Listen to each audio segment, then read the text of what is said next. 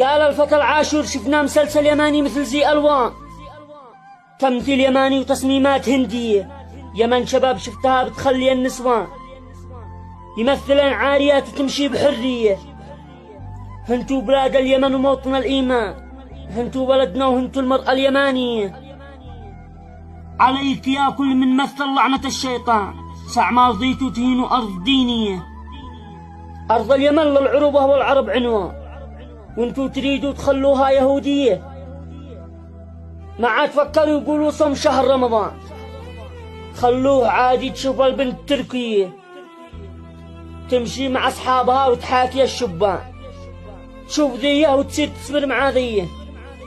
منكر بأن البنات من داخل الأوطان، أكيد إنها من الأرض المجوسية.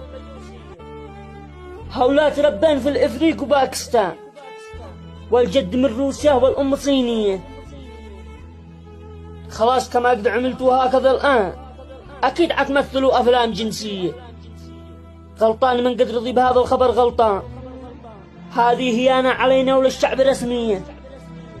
يا شعبنا شوفوا أي تحلل الغويان، ووقفوا ذا المسلسل يكون منسية.